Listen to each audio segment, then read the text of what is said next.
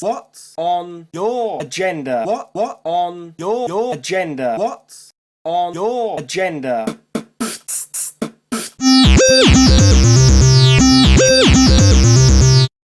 Today was so nice we decided to do this outside. So originally this week's video was going to be about Kony and how we hated him and wanted to go and send as much money as we could to destroy Kony and kill him and everything he stood for. And then we did a little more research and found out a different perspective on it. So we don't want to jump to any conclusions either way, so we're going to try to stay as neutral as we possibly can on the issue. Wednesday is when this Kony 2012 video was all over my Facebook. And I was watching it as Miles was getting ready for work. And he wasn't as into it because he wasn't actually sitting down watching it. And I was like so upset by hearing about this that I was like crying. And Miles was making fun of me because I'm full of emotion and you didn't feel anything because you're emotionless.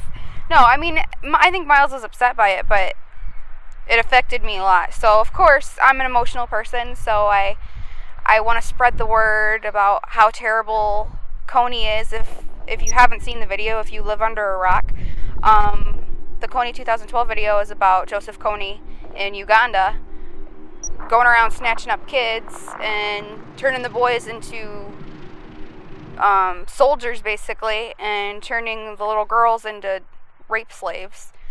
So it upset me, and I went on my Facebook and I like reposted the video and sent it to everybody I knew and signed the petition and like wanted to buy the little press kit with the posters and shit. And I didn't really like do any research on it. I was upset by the fact that there's a person that's doing this to kids. It upset me. It made me sad. But since then, we've like seen a lot of backlash on it, and I even like defended this organization, Invisible Children. I defended it because they were talking about how the finances weren't necessarily going towards Uganda, and it's like 33 or 37%. Yeah, there's only like 33% going to the actual cause of, which is okay, which is okay in the beginning. Like a certain percentage has to be for advertising and to get the word out, but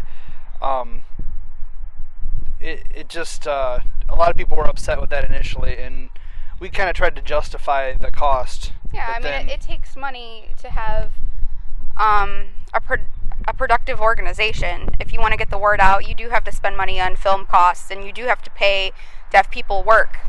So I understood that. I was trying to defend it, but the more I've done research on it, it bothers me to find out the truth behind this thing. And I'm not saying that Joseph Kony is not a terrible person. I really think he is, and I think somebody does need to freaking chop his head off or something, you know, because I don't agree with the things he does, but the way it was presented in this movie was not the full truth. And I think if you're going to do a documentary and show it to the world, you should get all the information and you should be completely truthful about it, and that's not the case. If you're unsure about this, look up YouTube videos of people in Uganda and how they feel about this Kony 2012 thing, because according to them, things have been peaceful in Uganda for a long time. Kony and the LRA left Uganda years ago, and the footage that's in the Kony 2012 video is from like 6 years ago. So I just think that they're leading people in the wrong direction. I would have to say, don't take any American's point of view without researching some people from Uganda and see what they have to say about it. Right. Because everybody in America was immediately emotionally drawn to this video because it was an excellent piece of propaganda. Yeah, and that's basically what it comes down to is now it's starting to seem, which at first I didn't see this side, but now that I'm seeing that people have done research and they're trying to show the truth, if you watch it again, it totally makes sense the way they're explaining this. It's war propaganda. They found out that there's oil in Uganda, and the U.S. is all about oil. They don't invade someplace for the hell of it because there's little kids getting tortured. they only do it if it's gonna help them in the end. So We want their resources. so how crazy is it that Joseph Kony hasn't been seen in Uganda?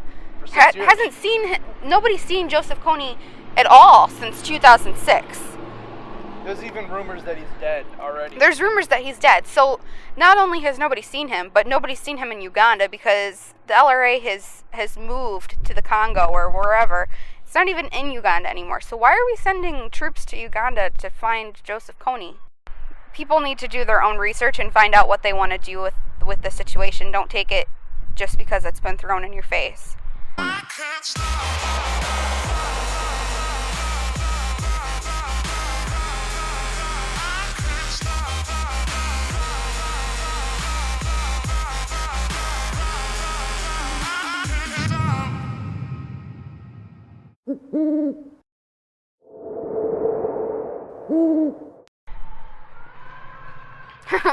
When I was talking about it, and now that I'm out here, I'm like... Did a guy on a motorcycle just drive by listening to opera music? I think that was Queen, actually. Oh, okay.